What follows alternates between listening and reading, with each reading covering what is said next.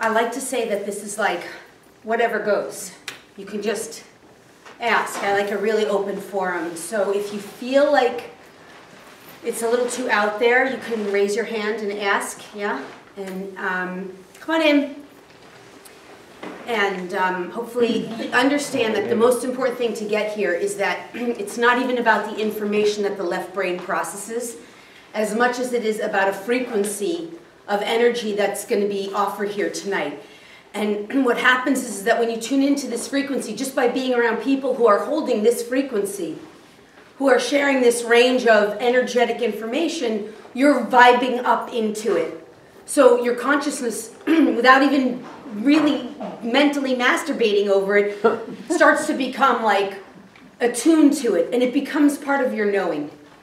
So hang in there, even if you feel a little frustrated, right? Because I know some of my stuff is really out there.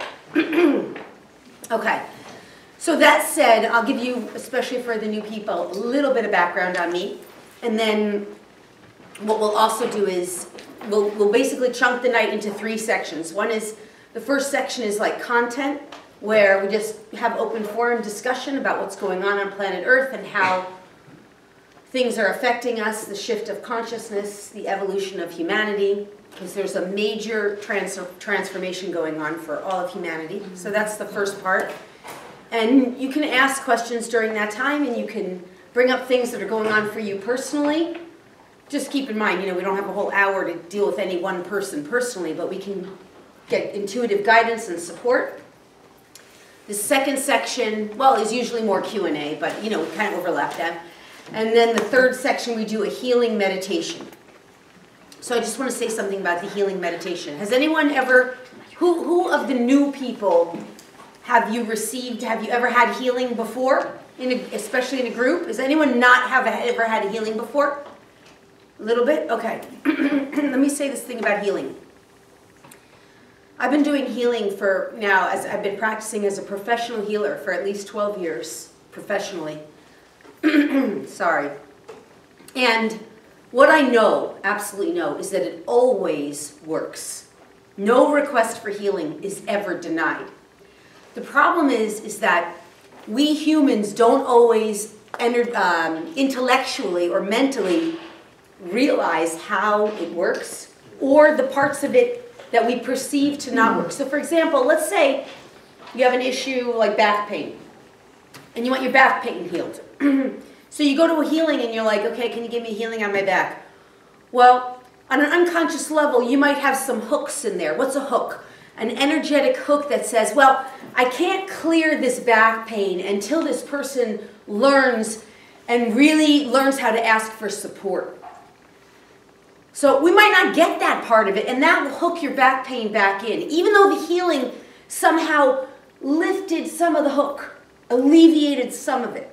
Or for example, staying on that same theme of back pain, maybe you got the support, but maybe there's something that you made on an unconscious level, an agreement to help support others. So you have some kind of sacred contract in there on an unconscious level saying, I can't really get the support I need until I know I've supported others. It's just a little belief system. But if you're trying to clear something and that belief system's still in place, it'll hook the energy back in, that old thing into place, because now there's something in your soul contract that says, I need to support others, and I made an agreement to support others. And meanwhile, then, it's written into a field in the non-physical realm, for example, the Akashic records. Are you guys familiar with that? Mm-hmm. A record where your soul agreements are stored that says, this person's here to learn how to support others without harm to herself, for example. And that's in there. So the records are now holding this, like, this person has to clear and resolve this before I can alleviate the back pain, because the back pain is just there to help her resolve her issues. See how this works? So the point that I'm making about healing and the healing journey is for us never to get discouraged and to think that it's not working, because it's always working. Yeah. And our job is to say, rather than it didn't work, or it's not working, or I've done everything I can and it's not working, or it hasn't worked, is to start to shift our perspective more and more to, all right, so far what has worked, and so far this has helped. What has helped? Because everything's always helping. Make sense? I'll talk more about the healing part when we get into that. But we'll take some breaks in between there. And anyway, so that's the flow. It's usually about 3 hours. Yeah? Everyone good? Mm-hmm. All right, so for the people who are new, since there's quite a few, I don't want to go into my story too much because it's not really, I mean, it's really interesting, but that's not what you're here for, really. Let's just make this as quick as we can. So my name is Lori Spagna, and I'm an intuitive. I think I'm an awesome psychic intuitive, but I don't do psychic work the way some psychics do. I'm not here about telling you your future so much as I am about extracting information from the non-physical realm that's unknown to us, unknown to our consciousness, and translating it in a way so that we can use that information, psychic information, non-physical information, and energy to help us navigate our life and to make our lives better, and also to help us heal and resolve our issues, whether they're mental or emotional, physical, or even just spiritual or energetic or whatever. So I'm an intuitive, an energy healer, energy practitioner. I'm an animal communicator. My whole journey began from my love for animals. I wanted to help animals. I wanted to be of service on a global scale. I wanted to make a difference for the animals of the world. And back then, I didn't really understand that when you say animals, that includes the humans. We're animals. So from source consciousness, from higher consciousness, we're the animal kingdom. So, you know, that just set me on a, you know, trajectory for learning all the stuff that I've come into learning. But I'm also a channel, so when we go into the healing part, one of my favorite things, oh, I have to tell you a really good story from last night, is channeling, actually. And I'm not a trance channel in the sense that I don't leave my body, I don't forget it, I'm pretty conscious. I actually do believe that on the level of oneness, which is where really all there is one divine source of infinite love, infinite light, infinite consciousness, infinite abundance, prosperity, everything, infinite, omnipotent consciousness of all that is. At that level, you know, we're all that. We're just not functioning from that consciousness, that aspect of consciousness. But so when I'm channeling, I know that to a certain degree, it's an aspect of my oversoul and my, what I call my, my God sovereign self. But it comes in as all these other aspects of who we all are. Angels, ascended masters, bodhisattvas, you know, like divine goddesses. I have a lot of star beings that come in. So anyway, I love when the channeling comes through, and you'll know it because it's very dramatic. It's kind of funny. Like I sometimes witness myself when I'm doing it, and I'm like, this is so dramatic, you know, but I don't know, that's how it comes in. So anyway, that's kind of my story, but just to, the big bulk of it was 15 years ago I went away to Maui to try to heal myself of every imaginable, conceivable problem that I had. Debt, disease, divorce, separation from my family, left my job, I was piss poor, 6 figures in debt or some, I don't know, massive amount of bad credit card debt and college debt. Within 2 years, a smoker, excessively smoking, excessively drinking, pharmaceutical drugs up the yin-yang. And when I went to Maui, really, I was like broken, but also trying to heal myself. And within 2 years, all that stuff was gone forever. Because I righted my course, you know? And I started doing all these practices and putting them into place. And then the big thing was I had what I call an induction with a star family, right? We call them extraterrestrials. They're not. They're just our star family races. So they live on other star planetary bodies, and they're part of our galaxy. We're learning about them now. Anyway, so they kind of brought me online. I say they, but it's, again, it's all aspect of that oversoul source, right? So anyway, that's kind of my exaggerated and abbreviated, short, long story, how I got here. Anyhow, so all right, so let's talk about what's going on planet Earth. How is everyone doing? Okay. It's intense. Love-eluding. What's that? I'm love-eluding. Love-eluding, right. All right, so let's start with the baseline for the people who maybe don't understand Ascension. Who said they didn't understand Ascension? Okay, so let's define it. Ascension is a process that's happening right now at this point in time on planet Earth. This point in time really started in the mid-60s when you started seeing all the 60s hippie movement and all that, the Beatles guy, John Lennon, love everyone, love everything. Like that was the beginning of it, and it's been kind of sabotaged along the way, but we're still going through it now, and it's increasing and intensifying. So this process that we're going through, it's happening globally. It's happening throughout our entire galaxy. It's affecting other planets and other species on other planets that we didn't even know existed up until recent years. And it's basically evolving humanity at an extremely accelerated rate. And so what it's doing, this ascension is just one word for it, is it's showing us all the problems of our former existence, helping us to kind of make new choices around them from an entirely new perspectives, and at the same time kind of up-level out of those experiences as we choose new, higher and better experiences and new perspectives that are higher and better. This is for all of humanity. So it's happening to us personally, where we're experiencing intense personal things that just shifting us, and it's happening globally. Yeah. Yeah?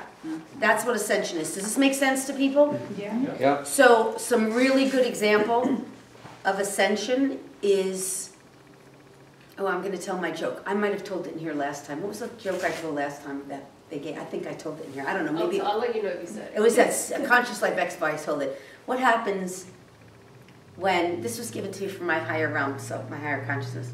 What happens when 100 million light workers unplug from the government? It shuts down. What happens when 100 million light workers decide to send some love to the government? It reopens. So this is an example of Ascension, because what's happening is a whole wave of people are realizing this old government is not really serving humanity. This is one example, one teeny little example. And they're like, yeah, we don't want to work with that anymore. We're not interested. We want to create something new. And a whole collective basically says, no, we're going to take out our life force in a conscious way from that entity. We're going to unplug from it because we don't need it. We're self-governing now. We're sovereign. We reclaim our sovereignty. And so in doing this, it's enough of the masses that have said, not interested. And then it shuts down. It's a good example, right? Just in the United States alone. But then what happens is these beings who are in service to the greater good realize also, wow, that's harming some people, so we don't want it to harm anyone. So we're going to have to flow some more energy back until this can be resolved in a higher and better way. This is one example of how Ascension is working. So we can see it across all of our experiences. We can see the food system is dramatically changing. Has anyone in the room not shifted their diet to something healthier over the past year, 2 years, 3 years? Not yet? Not yet, that's kind of why I'm here. Okay, good. Well, that's a self-love issue, right? So your core issue, when you're talking about how you care for your physical body, is at the base, typically linked into self-love, self-care, self-worthiness, right? So this is one of the, oh, I forgot to tell you what I was going to tell you. This happens all the time. Remind me of the David Bowie thing.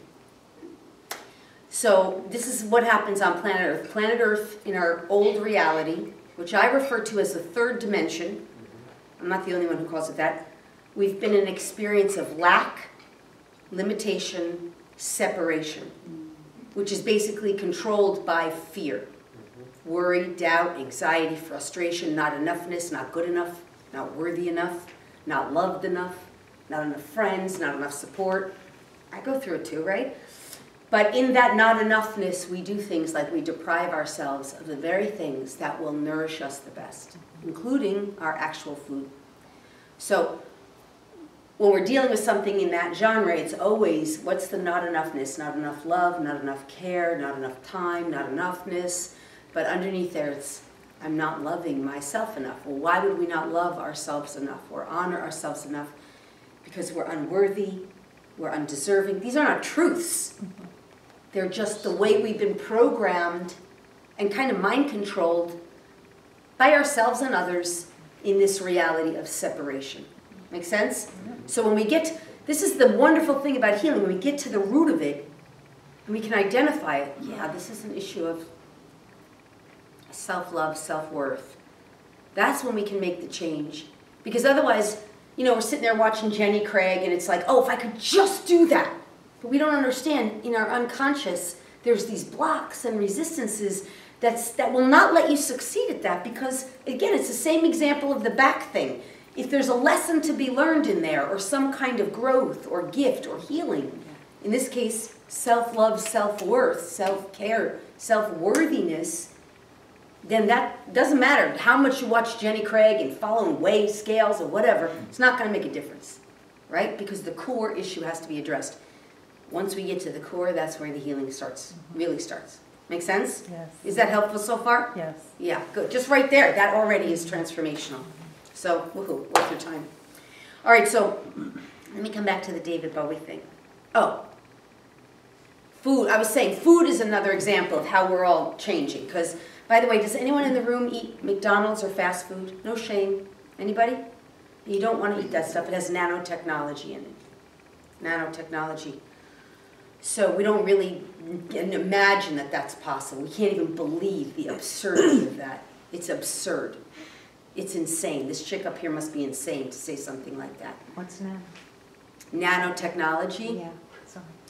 It's the same kind of technology that's in the computer chip in your credit card. Wow. It's the same kind of technology that's in the computer. Wow. Yeah, people aren't being informed properly. It's kind of what makes you dumb and stupid, right? I mean, I'm not saying humans are not dumb and stupid. Humans are not. The original blueprint for humanity is that we are gods in bodies.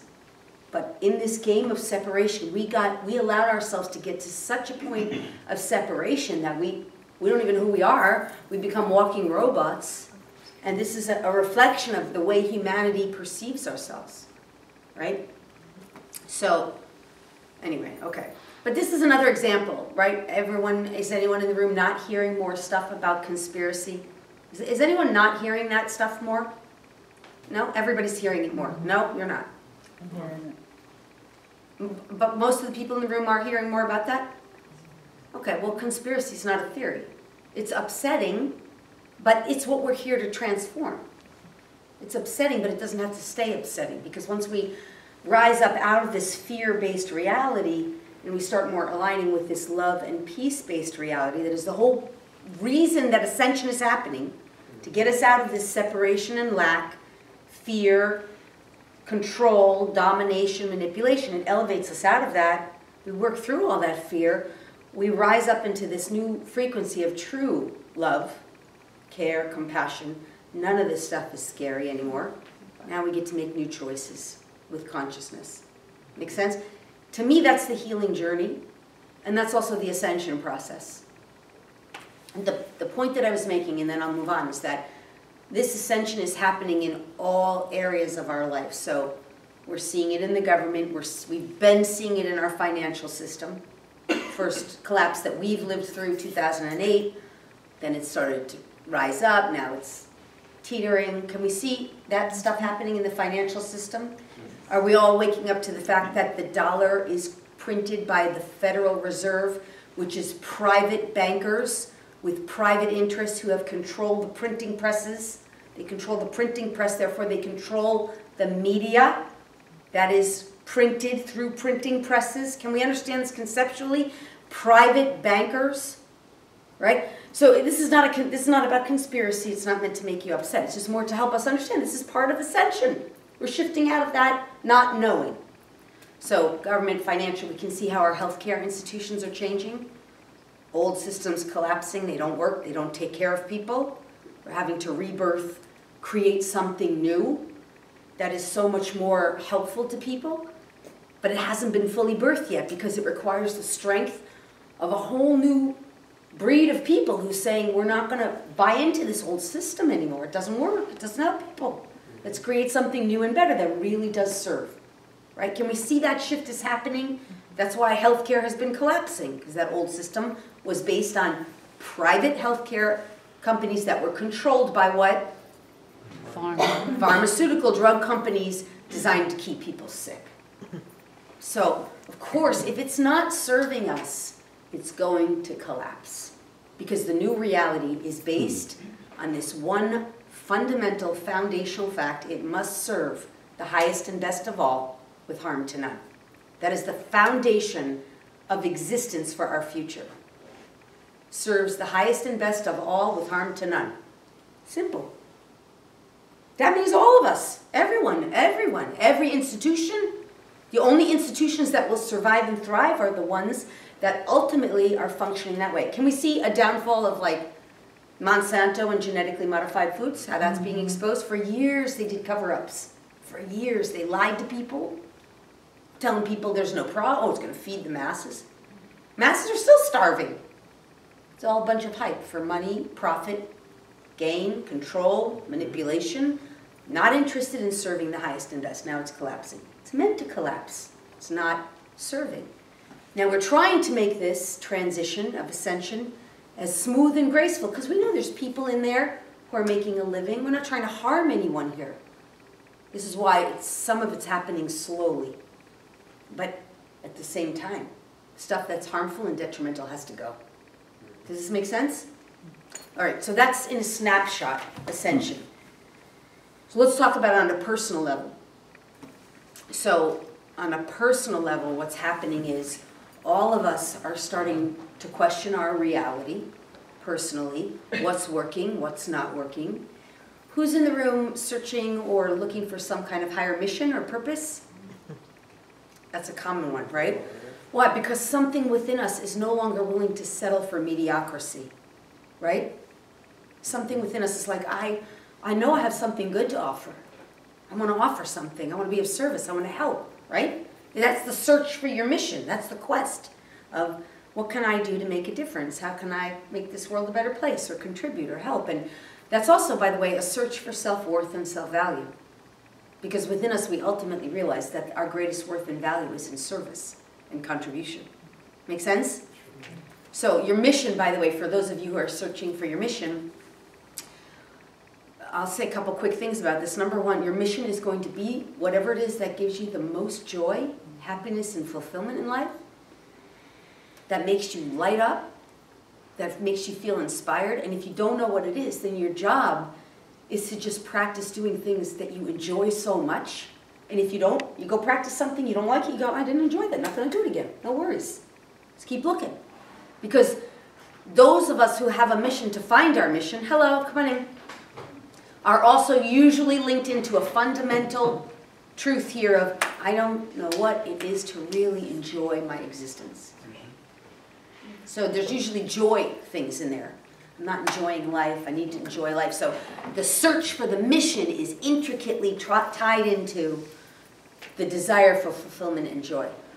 Make sense? Mm-hmm. And we're all meant to discover that here in this new reality. This future of humanity is about joy, enjoyment, happiness, fulfillment, pleasure, service, contribution.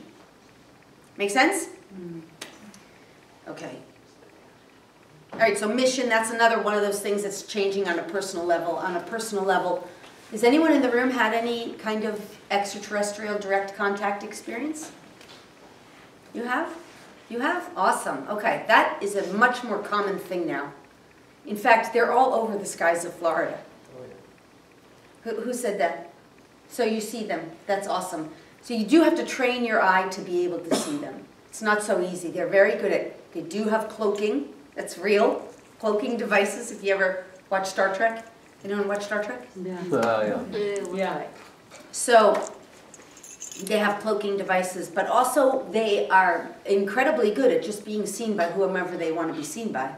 And so you have to be at a certain frequency, right? Frequency of love, peace, joy, this higher, lighter frequency we're all elevating into. But they're all over Florida. That's an ascension-related experience where we reunite with our star family. What do they look like? Okay, that is a whole hour conversation right there, because all kinds of things. I mean, they look like all kinds of things. Depends on their species and their race. Many of them in this galaxy look very much like us. They are humanoid. So, I mean, especially Palladians and Syrians are, you almost wouldn't know that much of a difference, and yet Palladians are notoriously very blonde, very big eyes, notoriously very pale-skinned, but that's not absolutely true because they're a mixed race like we are, in a sense. They're a mixed Palladian race, like we're a mixed humanoid race. They're humanoid too. Make sense? And also, by the way, I haven't met them all, so I can share what I know. Yeah, and I'm stuff in the sky. Yeah, I mean, I can share what I know, but I also know there's lots I don't know. Just like we're all learning about this. But there's all different species. I mean, you have reptilians who literally look like reptiles. Reptile humans, and there's many of those that are walking the planet. Okay. So, anyway, it runs the gamut. Maybe this isn't, we don't have enough time to go into all that right now, but hopefully that's helpful. Did you have something you wanted to? Yeah, I just wanted to ask, like, if we are in a high frequency, can we call them? Yes, you can. You can call them and you can ask for them, but you better know what you're asking for first. You better be very specific. Yeah. So, for example, you only want that which is benevolent. Okay. You only want that which serves the greater good of yourself and anyone else involved in a benevolent way, because everything serves. I mean, everything serves the expansion of consciousness. And, you know, maybe, you know, you might want to put some other things in there, that you're completely conscious during the experience, not just in your sleep time that you're somehow beamed up or something. You know, just get clear on what you want. So, Make sense? What you said, not in your dream. Somebody told me that, like, I can communicate with my guides and like in my dream. Yes, So you can. I tried a couple of times before I went to sleep to say that, and I had really not like intense. I had intense dreams with crystals, like amethyst, like clear quartz. But when I wake up, like I'm about to explode. So, But what does about to explode mean to you? What does that mean to you? like it's just too heavy. Too much to deal with. Too much, Okay. and I don't understand it. Right, you don't understand it yet. Yeah. So, if you need it to be a little more graceful and not so heavy, you can ask for that. Try to use not negative words, more like let it be a little more light, rather than saying not so heavy. Yeah.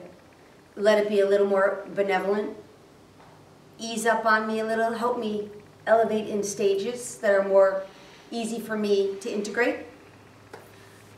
Yeah. So you have to be careful what you ask for. When I say be careful, I don't mean fearful, I mean be smarty, because we don't know what we're asking for all the time and what we're getting. And this stuff is very intense, but what happens is as you work with it, you level up, you level up, you level up, you integrate, it's less intense, much easier to manage. Make sense? And it takes time because our human experience is based on a very, our time is very elongated. We might not think that right now because there's an acceleration of time. Anyone noticing that? Yeah. The acceleration of time? That's intense. But in the third dimensional reality that we've come from, you think you have 24 hours and 12 months, and that's a long time, actually. But in this new reality, it's like now, infinite now. So there's no elongation of time. So that further intensifies experiences. Make sense? So, okay, all that is a lot right there. How's everyone digesting this information? We cool? Yeah. Okay. I'll say the thing about David Bowie. Okay, let's take your... Well, can I say this thing first and then take your question? So every Thursday night I meet with a group of lightworkers. There's about 5 or 7 of us. We really don't do any talking at all. We just go into a very like samadhi state where we don't even need to breathe. It's a very altered state, and we're flowing energy to grids on the earth and energy centers where you know, where there's traumas or wherever divine source wants it channeled, and then we usually get a lot of channeled information, which is really fun, so because we understand what's going on. Anyway, last night we had, I swear it was so incredible, we had David Bowie in our circle, and it was really wild because, I mean, I've had a lot of, you know, I use the word dead people, like, loosely. I say that word very loosely because they're not dead. There's no such thing as that.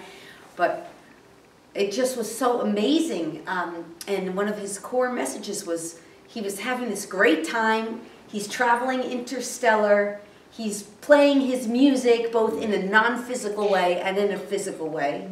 And he's meeting up with different galactic races. He said he always knew he was a star man.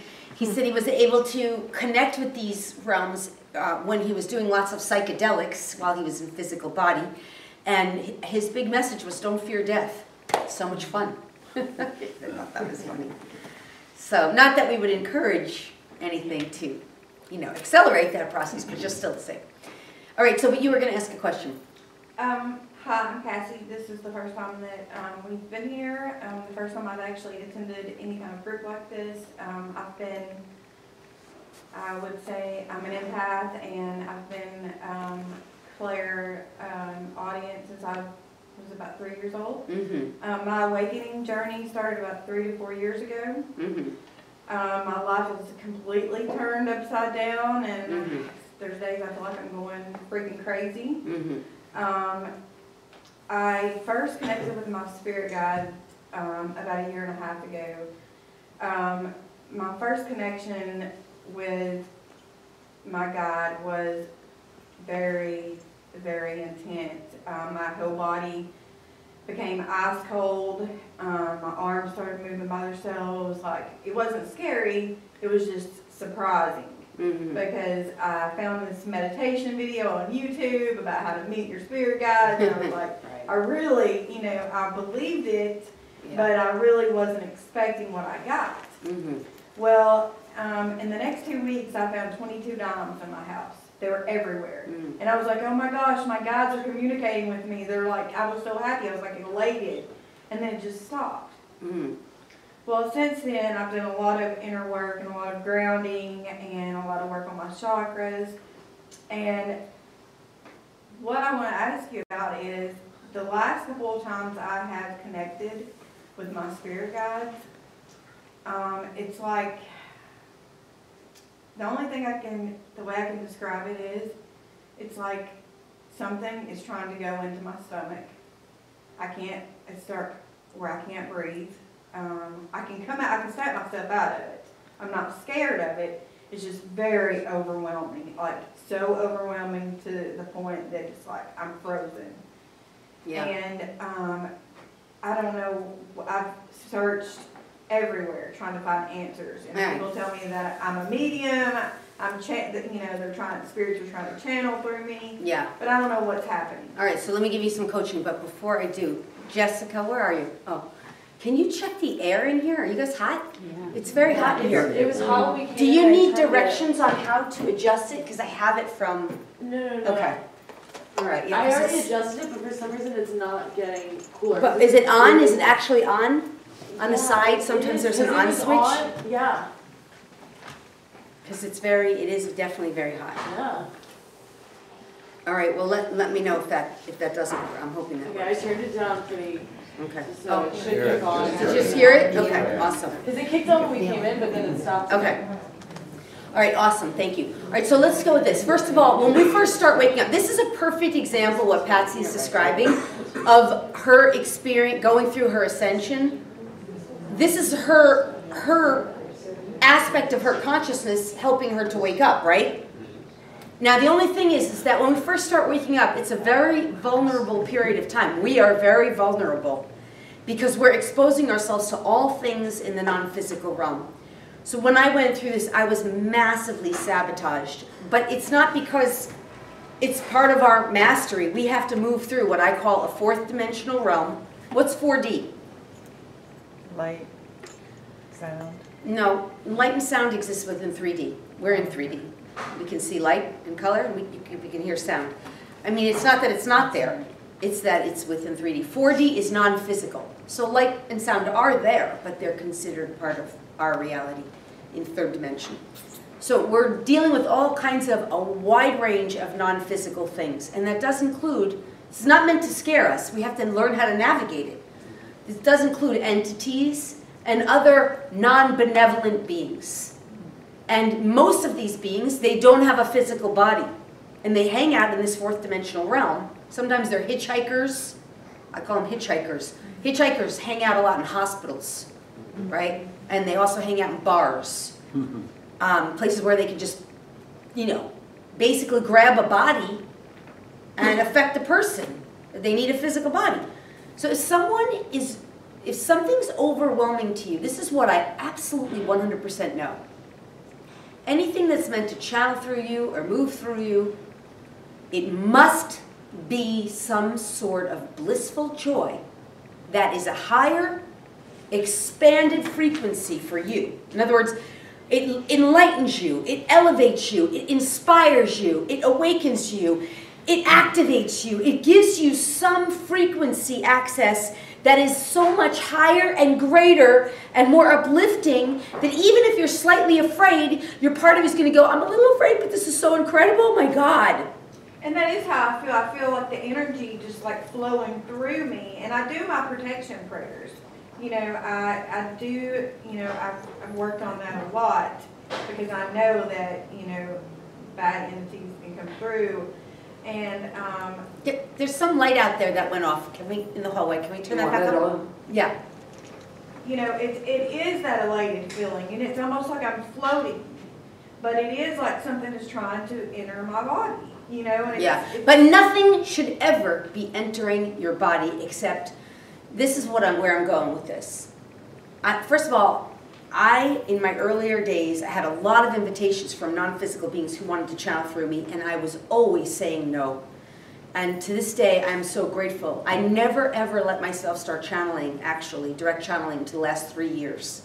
That's 15 years into my process. Because somehow I knew you just don't let anyone come into you until you're already a master with it. Nobody should be entering your body except you, your God sovereign self. So this is what I say to everybody. This is in my classes. You must claim sovereignty over your body and your vehicle. Your vehicle is named by your name. My vehicle, Lorianne Spagna. I claim sovereignty. I'm a single soul occupant. No one else gets to occupy this body. And everybody should be saying that on a daily basis. Because nobody gets to occupy your body. And your higher self would never create any kind of fear, worry, or doubt in you. And even if it is something greater than you, more expanded, it will never try to push its way in. Because it's honoring, anything of the light must honor universal laws. So universal laws exist on a 6th dimensional plane of existence that's way beyond where we're at right now. And these laws govern our reality. We've been completely unconscious of them because they don't need us to know that they exist. They're there to help us, to find our guiding, to guide us, to help us. And so they really don't interact with us until we meet them at their frequency. That means we're already anchored into 5D, which is where we're all going. So any benevolent being will never break the law because it has to pass through that law. The highest benevolent beings exist on 6th, 7th, 8th, 9th dimensional frequencies and above. Our angels and benevolence, they can traverse that. They can hang out in 4D, but they won't live there. That's like, think of Grand Central Station. You don't hang out, you cross through to get to somewhere or another. So your most highest and best guidance, who absolutely loves and adores you, who wants only for your highest and best, you need to set up some healthy boundaries and say out loud, only that, which is my absolute highest and best guidance, that only wants for my highest and best with respect to me, for my body, my being, only you are allowed in. Everyone else, you're fired. Get out. I thank you, angels. I mean, I've had to fire beings so many times because many beings have lots to offer and they want to help us. And it doesn't mean you can't call them back. But right now, you're at a vulnerable time where you're still learning and developing discernment. And until you really know the different frequencies and how to navigate that, and that takes quite a few years in my opinion, maybe not years because we're on such an accelerated path. And it also depends on how often you work and engage with them and how much meditation, how much, you know, what your I own journey. meditate probably 3-4 times a day. I've just opened my third eye, and it's like I have gotten an overload of information. Yeah. It won't stop in my head. Well, you can slow it down. You can say it's a little bit enough for now. Let's ease up a little bit. Let's ease up. Let me integrate this. But just this is what I'm saying for everybody. Claim sovereignty over your vessel, your vehicle, your body, your being. No one and nothing other than you as a single soul occupant, including as well as your God self, right? Your gods. We are all gods. God is basically choosing, God's will right now is to embody the physical world and to become the creator in physical form. It's being kind of been the witness to all of this in its consciousness. And now it's like, oh, let me get in and create extraordinary wonderfulness through these bodies, right? Since ultimately it is us. We are that divine source. We've just been separate from it. We've thought we were separate with some being outside of us. So you can reclaim your God self, but just start with just only that, which is your sovereign self. Claim single soul occupancy. And you should be doing this, everyone should do this every day, especially when you cross through places like bars, hospitals, courthouses, anywhere like that. All right, I hope that's helpful. I think that for you, Patsy, one of the things you want to really do is get yourself into some classes where you can get some training. It's Cassie. Cassie, I'm sorry. Okay. I'm sorry. I thought you said Patsy. I'm sorry. Cassie. Yeah, definitely. Yeah. Definitely. Because that's really where you're going to develop that more. Thank you. Yeah. The other thing, too, is just by asking, who is this? Who is this? I'm hearing this. I'm seeing, who is this? Where's this coming from? Who's this coming from? If it's not benevolent, it will disperse. I'll say one other thing. I'm not a huge fan of protection. I never really did use a lot of protection, although I was definitely sabotaged along my journey. But the idea of protection is coming from a third dimensional consciousness of fear. I need to be protected. But as you elevate and you understand that the divine source is always your truest, highest, clearest, purest guide, that's your frequency is your protection. Your vibratory state, which is the state of energetic peace and love you're holding and resonating within your totality of your existence as a physical body and a light body and your aura, your whole energy field. So if you're vibrating energetically, your thoughts, your emotions, your beliefs, your being, if you're vibrating to a frequency of love and joy, happiness and wellness, everything's well, and this is how this frequency feels, and this is what it sounds like, you cannot, for example, get sick. Why? Because sickness vibrates this. Oh God, life sucks. Oh my God, I'm so stressed. Oh my God, I can't handle this. I get too much. That is sickness, something like that. So if you're up here, and this is the totality of your body and being, this is not compatible with this. They don't exist at the same frequency, just like 99.7 doesn't exist at the same frequency as AM 640. But down here in AM 640, are you all right? You just got a big aha. Down here at AM 640, we're asking for protection. But up here, we're like, I am the protection. Make sense? I'm glad I could be of service there. All right, so... All right, what else? Anyone else want to, what? Oh, by the way, we have to do a download on discernment, so we'll do that. I call it a download. We go to the healing section. Really, this is the thing. In this third dimensional reality, our consciousness has been functioning from this separation. We have personality beliefs and belief systems. We have programs running through our consciousness that we're not aware of, just like your computer could have a virus and you're not even aware. You think it's just normal that it runs slow. All of these things that are happening on an unconscious level, when we get these downloads, basically we clear out some old belief system, we replace it with a new higher perspective that's aligned with source consciousness.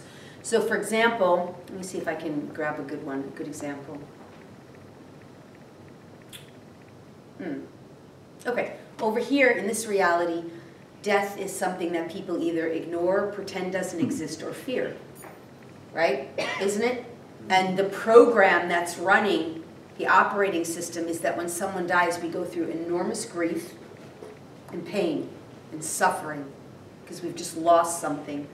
And I'm not saying, I'm not judging that. I'm not making it wrong or bad. That's our experience here. And it's painful for us. But what happens is when we get a clearing on that, a download from source, we have a whole new perspective on death. So now, the depth of that pain, the loss, and the grief is nothing like that. There's still a loss. There's still a recognition that person's not in this physical reality or that animal's gone.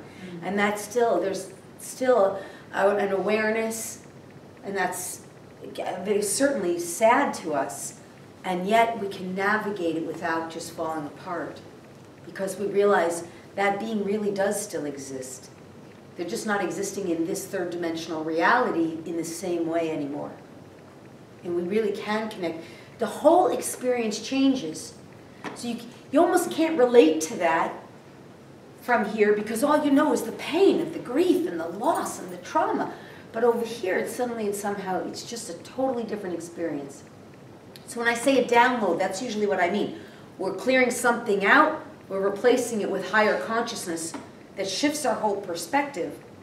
And it can be on anything. So for example, in this reality, nobody has discernment. People don't have it. They don't know who to trust. You trust a government that tells you one thing that's lying to you. I'm saying you, but I mean all of us. Or you trust a doctor who's so, you don't know, goes home and is drinking alcohol, you know, doesn't know, they're not taking care of themselves, they've got cancer, you don't know what. You just give your power away in this reality to people because they have some kind of schooling system or something. I don't know. But over here, you have a shift of a perspective. It changes everything.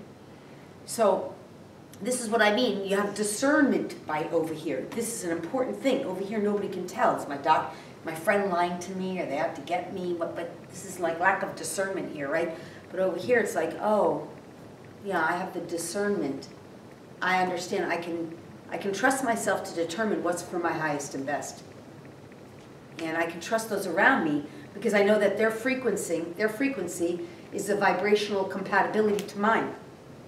Make sense? Another really good example of frequency matches. Over here, everybody's afraid they're going to be stolen from. Lock up your house, get cameras. You better get police dog protection. I don't know what. That's a protection frequency. Over here, you understand you cannot be stolen from if you're not stealing. You live in a whole new frequency of wealth, abundance, generosity. Your generosity magnifies because you understand over here the universal laws really demonstrate to you with more consciousness that what you give out is returned to you with equal or greater force. So over here, if you're stealing, you don't understand that. What you steal will be stolen from you times 10 to 100 to 100,000. And over here, what you give will be given back to you times 10 to 100 to 100,000 in the same vein. So you're giving it out with joy. You're like, woo, enjoy. And you know, like the next day, you're going to open up and PayPal sending you $1,000. You didn't even know it was coming in or something. You know what I mean? Make sense? But these are universal laws behaving the same way. Over here, it's loss and debt and theft. Over here, it's generosity, prosperity, and abundance. Same law operated. Make sense? So there's no fear here. That's my whole point. These two things, theft cannot exist. This is at AM 640. This is at 92.7 or whatever. Everyone with me? Okay. Questions, comments? So when you're saying, okay, so if you're getting stolen from, you're stealing, could that have been also past life? Like yes. Past life you stole, therefore this life you're getting stolen from? It could, but understand, it's never punishment reward. It's always based on, there's a frequency that's happened in a past, we could call it a past life, it's just a parallel reality. There's no past lives. But, I mean, there are past lives in terms of linear time, but everything's existing in parallel reality. So it could be, but really it's more like you in that timeline didn't resolve the issue, and that frequency is still vibrating through your field, and it's looking for resolution. And sometimes it's as simple as saying, wow, I know I did that once, but I will never do it again. And I trust myself. That's another download. Because in this reality, people don't know how to trust themselves. Right? We don't even know how to trust ourselves. And we're not, half the time we're not even aware of that. Good example of not trusting ourselves is, I'm afraid that I might eat those sugars in the donuts in there. I hope I'm not going to buy them because I'm afraid. Like, that's an example of how we don't trust ourselves. Or I'm afraid I'm going to spend my money, so I better go put it in a money market, so I 401k, so I never touch it. Well, we don't trust ourselves here. But it could be as simple as, no, I trust myself.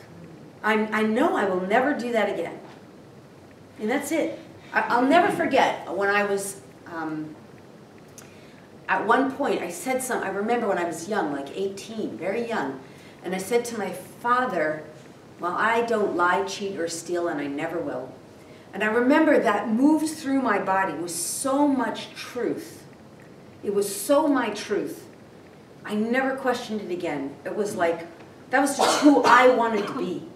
And I was a young girl at that age, you know, at that time. Because this was not like when it's all love and light. Now we know that's not something we want to do. But back then, that was such like a big aha moment for me, because I stepped into that knowing of my truth, and it just, for me, that's who I am. So I would never even question that. But some people have to do that. They have to. I'm sure I had to do that from some other lifetime, maybe. Make sense? Awesome. What other questions, comments? What's going on healing-wise? What I'd like more of is, you said how we get it clear, or how we grow from, evolve from that third dimension, say, to the fourth dimension. I mean, I'm familiar with heart work, and I work with fear. So more about that. Okay. So in the third dimensional reality of the existence that we've been living in, everything is dominated by the energy of fear, the frequency of fear, and our operational system, our primary operational system is, does anyone know? Left brain. So everything is analyzed, figured out, you got skeptics galore in that reality. You got cynics. My ex-husband was like the biggest cynic. And I remember when I started waking up at one point, we were watching, what was her name? She was not, Sylvia Brown. Does anyone remember Sylvia Brown? I love her. You love her? Yes. Well, we used to watch her, and he would just completely dismiss her. I didn't completely dismiss her back then. I would, you know, I wanted to know. I personally don't think she was in her integrity, honestly. At least not in the end. But that's my opinion, and it doesn't make it absolutely true, real, or right. And I would even say that if she was still physically alive, or even not a famous person, because famous people, somehow you get a carte blanche to comment on them. But nonetheless, this is discernment, you know, and the thing is you have a lot of skepticism here. You have judgment. You have all that stuff. So when we're talking about responding to your question, the how of it, there are definitely some specific recipes. So one of the first things is the recognition that over here, the analytical brain is what leads. Over here, what leads? What's the primary? Yes, the heart. So most people are not aware that they're not in their heart center. And you know, when you're in your heart center, you can always tell the difference. Because when you're in the presence of someone in their heart center, you're going to feel something different. You're going to feel safe, or welcomed, or understood, or somehow accepted. You're going to feel that, because those are the requirements for someone, before someone can get into their heart center. They have to be that way. Those are the behaviors that help activate the heart center. So part of it is the awareness that, and this is such a big deal, because you understand, over here, everybody's trying to figure everything out. You cannot figure your way out of this mess. None of us can. We will not figure our way out of this old reality. We will elevate ourselves out by dropping into the heart. Now, what is the message of the heart? The message of the heart is always breathe, relax, let go, trust, allow, breathe some more, go a little slower, trust, have some faith, everything's going to be okay. Because this is a frequency of trust, safety, peace, And in this frequency, everything is okay. So that's one of the first things. It's an ongoing practice of dropping out. I mean, what happens here, one of the things I talk about on a lot of my YouTube videos is repeating patterns, looping patterns. Has anyone ever had that left brain analyzing, where you keep analyzing something over and over again, you're trying to figure your way out? Okay, that is a trap. It's a pattern. It's a program of the unconscious brain, and it's even coded into DNA, which that's a huge part of what I do is work with the DNA. And we have to clear that pattern out, because you know when you're stuck in it, because your brain's just over-analyzing, and it gets exhausting. It's exhausting to over-analyze. Okay, that's when you have to really work to say, no, silence brain, you take a seat in the passenger seat. And now I'm just going to breathe and let my heart start moving. Okay, there's lots of wonderful heart activations, energy center, chakra energy center activations that help that too. All kinds of meditation ultimately helps it, and all kinds of healing ultimately helps it. But it's an ongoing process we have to make. It doesn't matter if you come to your healer once a week or your healing group once a month. If you go out and curse out your neighbor and give the finger to the next person on the road, right? That's just puts you back in here. So that's the first thing. Understanding that this whole new way of operating is through really heart center. And that's even today I was on the phone with my assistant, I'm like having a meltdown over technology. And what I loved so much, I totally have to acknowledge you. I call her back 5 minutes later. She's not upset. She's not mad at me. She's not holding a grudge. She's like, oh, don't worry. That's the way we operate. We don't sit there and go, that bitch, what she did to me. She's like, no, she was having a hard time with technology. No worries. That's how we operate. We don't sit there cursing people out and getting upset. We just immediately go to no worries. All's well. Okay, here's some of the other absolute recipes, tried and true. Number one, nature. Nature, nature, nature. Barefoot on the earth. Everyone heard about grounding and earthing? Absolutely. 5 minutes under a microscope, your blood is healthier. 5 minutes barefoot on the earth. 5 minutes. Blood under a microscope is healthier. So Mother Earth is the ultimate healer. So that's always a recipe that's going to get you out of this frequency. Because here's this frequency here right now on planet Earth. Oh my God, my computer, I can't sit still for 2 seconds. Give me something to look at. Attention deficit disorder, right? Isn't that how? Give me my computer so I could just get charged, recharged, right? Because this is the frequency and they're plugging in because they can't sit still, right? So Mother Earth takes you out of that frequency. Okay, another really great recipe for that is crystals.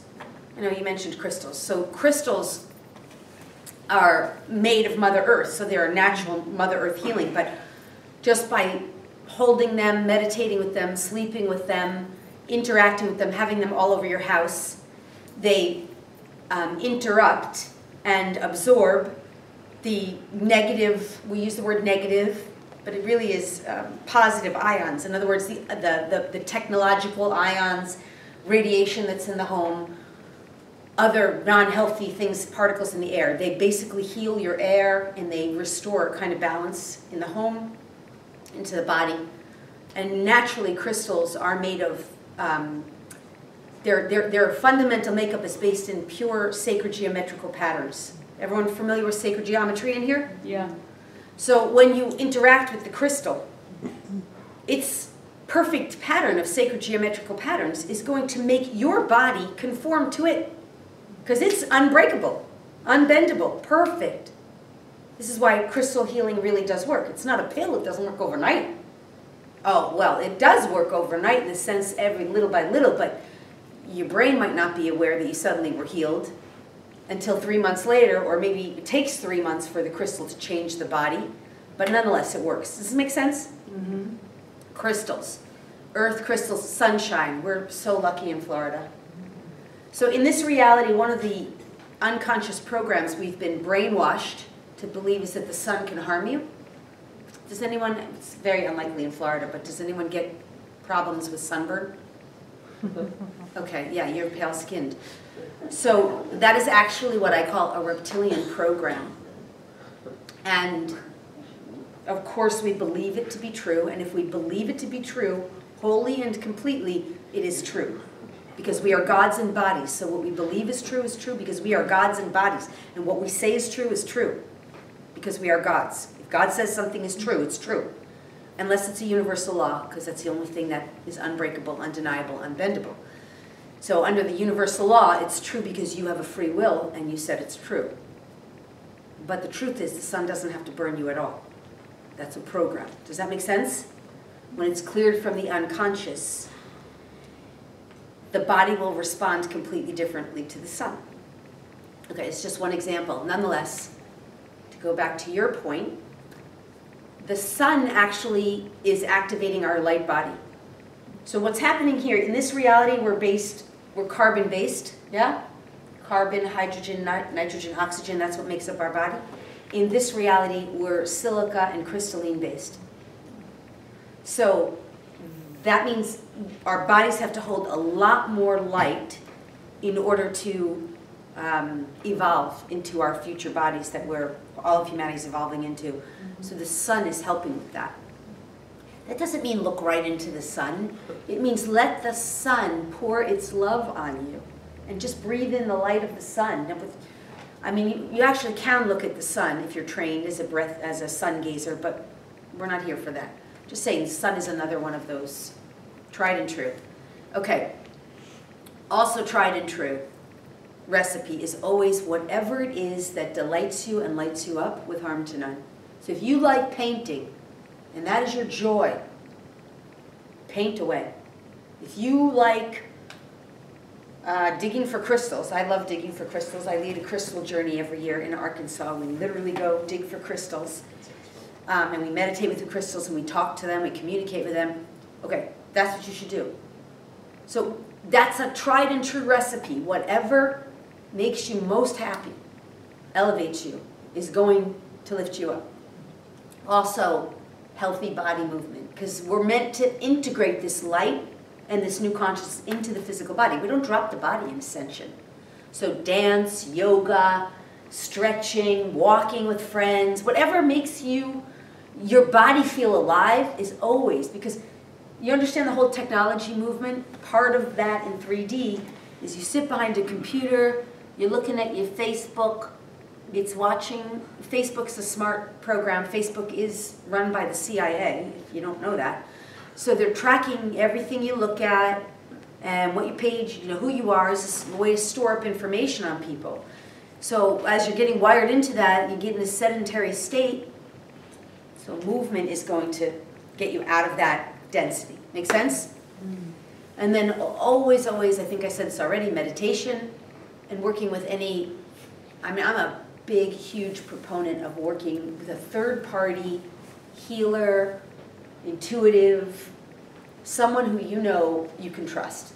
You feel when you're around them, you're getting uplifted, you're getting support. That's why I do this here. It's part of why I do this, because I love doing this. I love being of service in this way. So those are just some major recipes. Oh, one other piece, absolutely, greens. So food of the earth. If you're not already doing this, get a blender, and every day, or every few days, you make enough, it lasts for 2 or 3 days, right, in the fridge.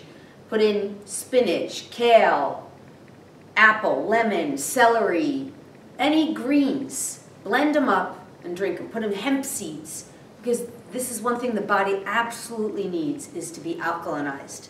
In this reality, the food system has gotten so bad. I mean, I've only been in Winn-Dixie once.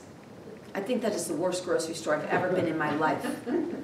I walked through there once because it was late night and there was nothing, Publix wasn't open, and you had to drive half an hour just to get to Whole Foods here. And I went in there and I swear, I just looked and there was nothing that wasn't colored purple, blue, or green. I mean, not green of nature, like artificial colors. And I think this is why humanity is having such a hard time, because they don't understand what they're putting in their body is absolutely artificial. It's toxic. And if you just read labels, you'll see that everything that's in the average foodstuffs is artificial.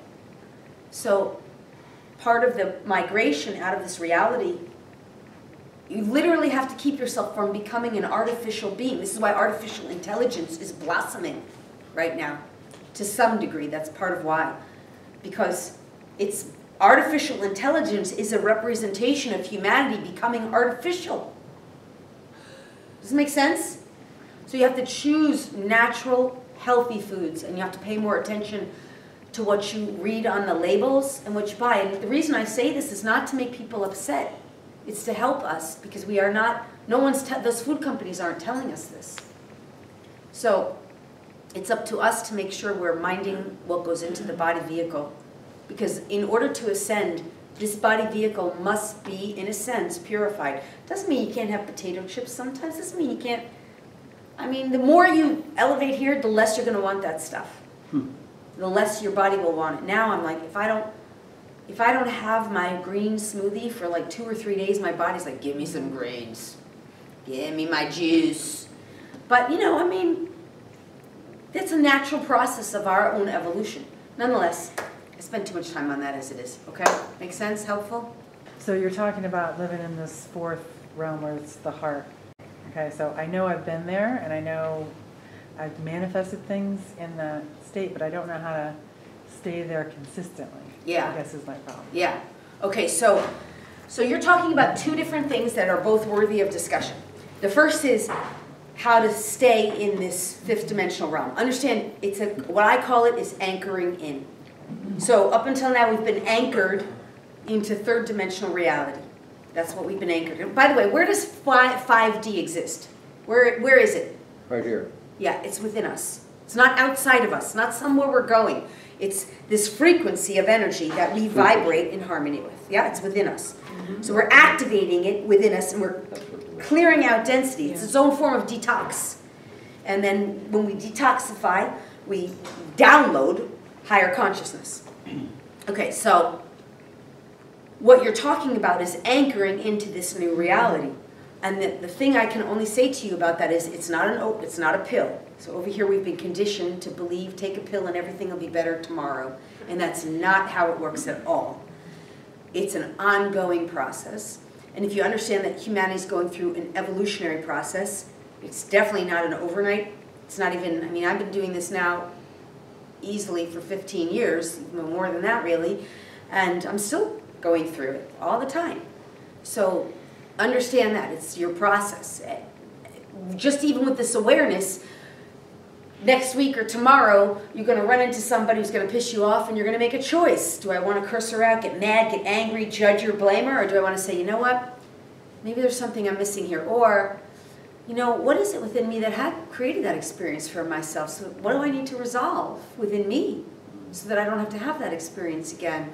Or what is it within me that needs to shift and change so that I can easily just be okay without getting triggered or upset by that?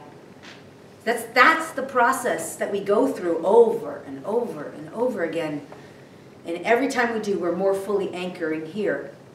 Because once you grab that gift or whatever it is, like what is it within me? Oh, I see. I've been quick to react in my life. Okay, I'm going to make a new choice. I'm going to breathe. I'm going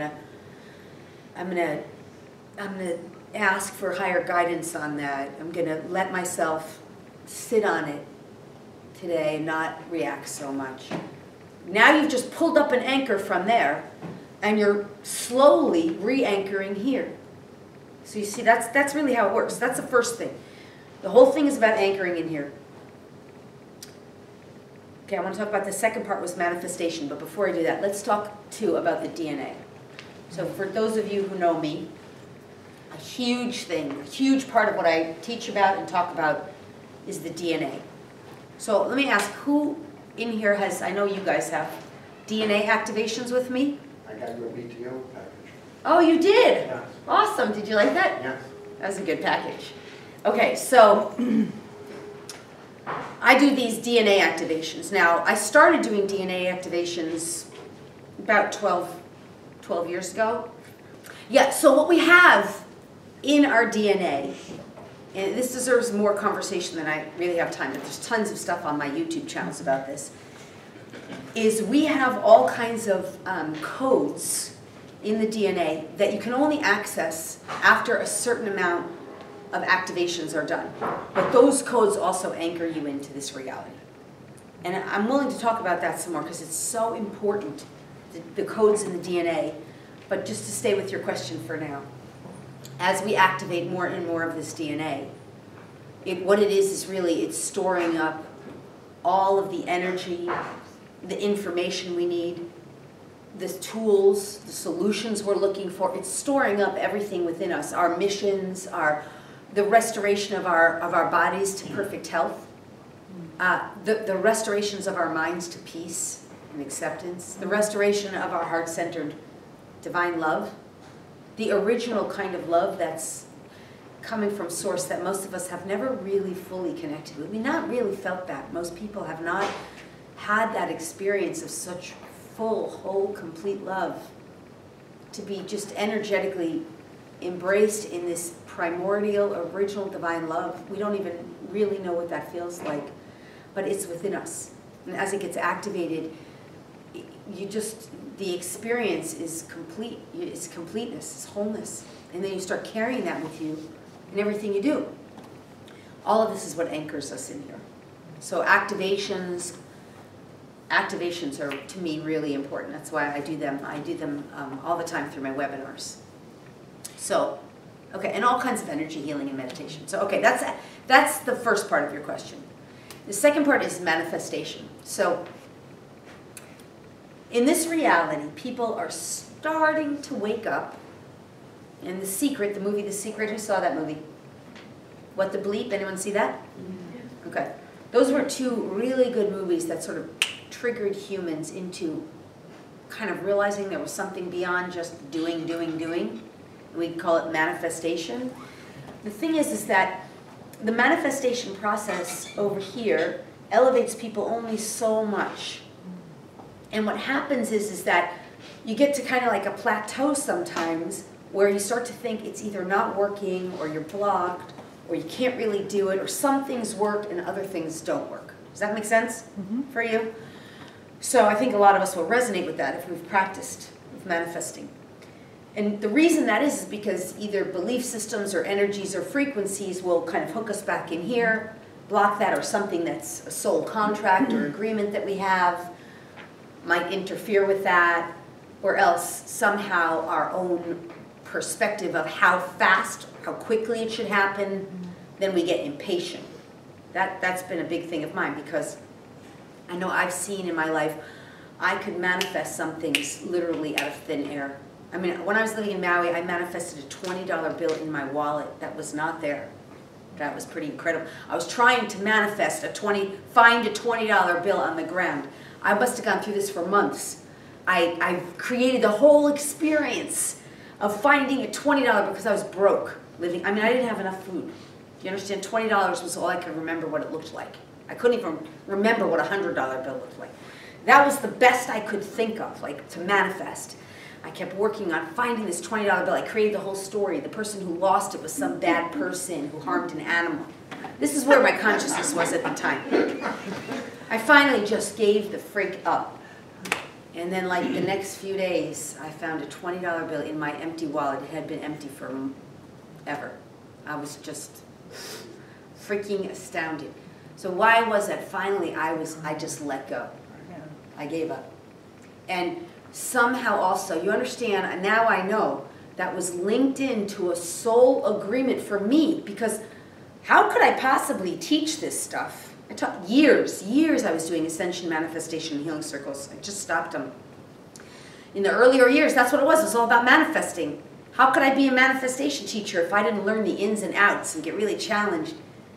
But this is what happens to us when we're manifesting, because we don't know all that's going on in the non-physical. We're trying to create something for ourselves, and we're collaborating with a non-physical realm of our own higher consciousness, our God self, our benevolence, our team, whoever they may be, and, you know, as uniquely appropriate for each of us. And they're trying to teach us to become masters, to anchor in this new reality, to help us. We're trying to learn and evolve. And there, by the way, there's not really learning here, but I'm using that word because it's what's happening. And so there's these sort of little, it's like a game in a way. But meanwhile, we get frustrated because we're like, okay, I really wanted my new job. I really want my new partner, you know, whatever it is. And it's very easy in this period, right? You start getting really excited about it. Oh my God, I manifested a new this, I manifested a new that. And then you get this period of time where it's frustration because you're leveling up to become more of a master. But in this period, this window of time where you're like, it's not working, that unfortunately, that frustration builds and then hooks you back into density. Does this make sense? It does, except for I don't think I was on that. I was on the other side because I wasn't really manifesting physical things, more just positive outcomes and that kind of thing. Yeah. So for me, I think it's sort of what she was saying, asking about, there's got to be a blockage somewhere in there, and maybe that activation not being activated is the blockage. I don't really know. Well, okay, if you're talking about non-physical things, Just the then whole you're talking about serenity. energy. So understand, there's an energy of happiness. Right now, every one of us could close our eyes and practice. Right now, just close your eyes and just let yourself feel happy. Now, you know what happens. Your belly immediately gets a little tight, but not in a bad way, like in a good way. You feel the smile in your belly. You can feel your liver smile. You can feel your kidneys. Feel it. Notice what happens in your body as you just let yourself feel happy. Your face, even if you open your eyes and look at my face, you'll see there's a smile. Because this is what happens when we tell ourselves to feel happy. So you're creating an energy within you right now. And you can always call in energies, frequencies, and vibrations of happiness. Come forward now. I'm going to call you forward. I call you forward now and help me feel happy. And then you as a creator are also creating, generating happiness. That's just one example. Right? You can always do that. If something blocked you, or if you felt blocked by it, it was just some aspect of your consciousness that you were unconscious of. Make sense? Yes. So this is why this is still a mastery game, because we're stepping over here. Please don't be insulted by this word, but over here we're ignorant. We don't know. We just haven't known about any of this stuff. And over here we're coming out of ignorance into enlightenment and anchoring into a new level of mastery, our own personal mastery. So you don't become a master overnight. You got to practice, fail, practice. I mean, wax on, wax off, wax on. How long does that go on for? Do you know what I mean? I do. So this is about just retracing. Okay, what was I conscious of? What was the shift? What was I unconscious of? How did that all go down? For me, That's it was part of the all learning love. process. It was the whole love thing, the heart love area. Yeah, okay, well the heart-love area is a separate issue, right? This is about self-love and self-care. So, and that's downloads we can give you. But I'll give you a personal story that really helped me on this. I'm just tuning in source if that's the direction to go in. Yes. So, first, everyone's learning that in this reality, whether they know it or not. It's a core fundamental. There's certain core fundamental lessons that everybody's learning, and one of them is self-love. Even someone, Tony Robbins, Oprah Winfrey, they're learning it. Do you know what I mean? Everybody's learning it. So, self-love, self-worth, self-value has to a certain degree, the activations and the downloads really help, because you're getting basically energetics pouring into your consciousness, so to speak, and also awakening from within you, because again, you are a creator in a body. That's really inspiring that frequency of consciousness. Yes, I do love myself. Yes, I am worthy. Yes, I am the creator. Creator is worthy. If I'm the creator, creator's in me, of course I'm worthy, because creator is love, and that love is within me. It's activating that. But at the same time, your human self signed up for a lesson to learn how to really love and honor yourself. So it's going to give you challenges on your journey, where you're going to say, okay, going to that class tonight is self-love, but going there is what my partner wants me to do, and that's his will, but that would make me unhappy. And it's a real challenge, because you want to make him happy.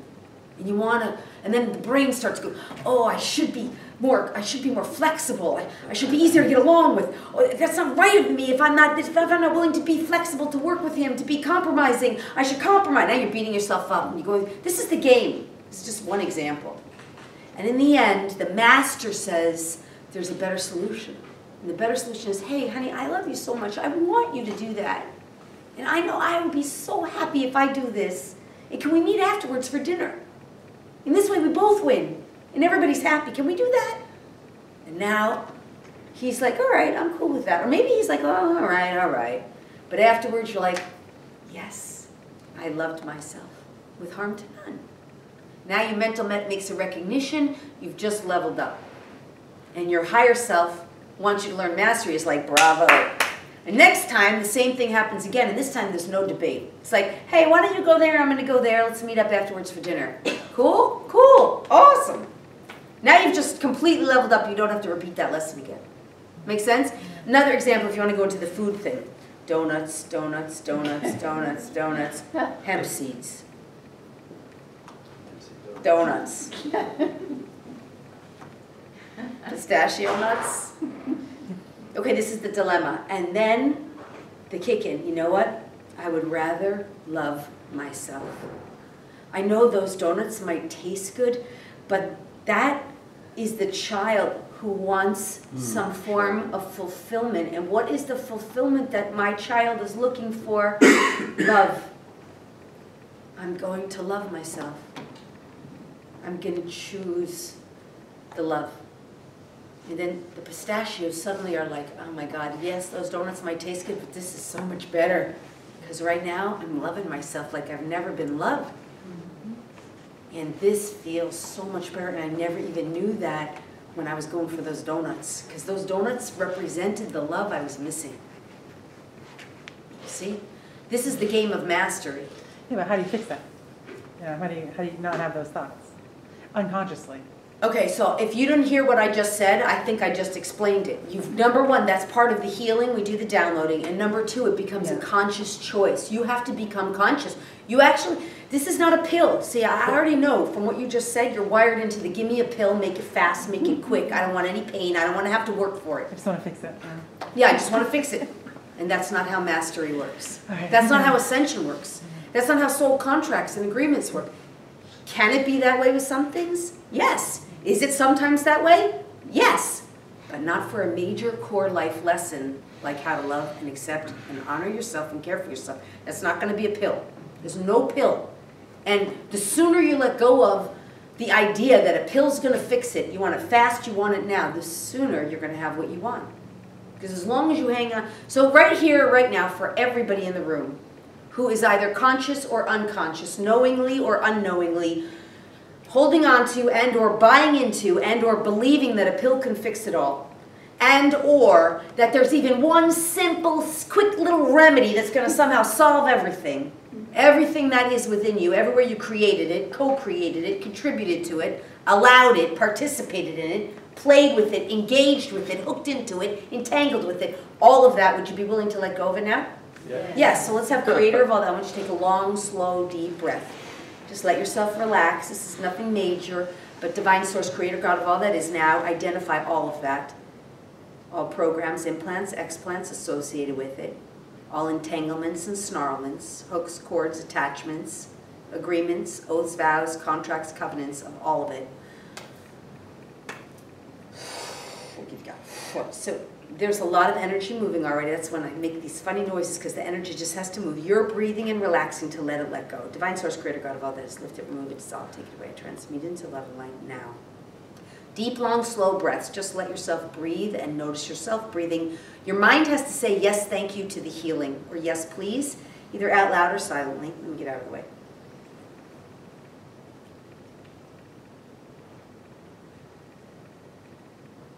Nice.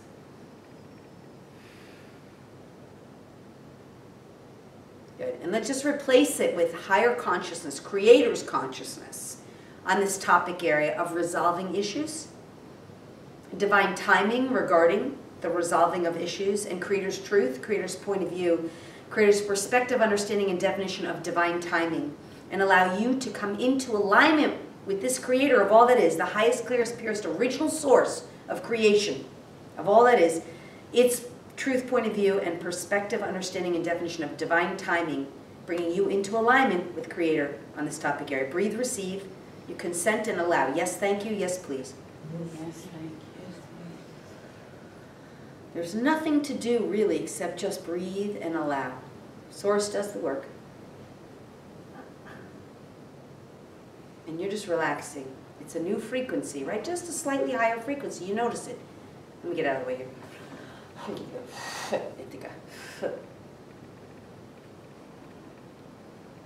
Yes.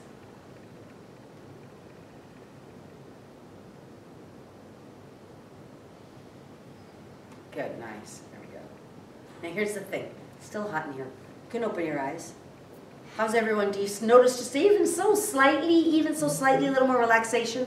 Okay, you breathe. You put yourself in homeostasis. But here's what happens with something like this. It's changed you forever, I can assure you.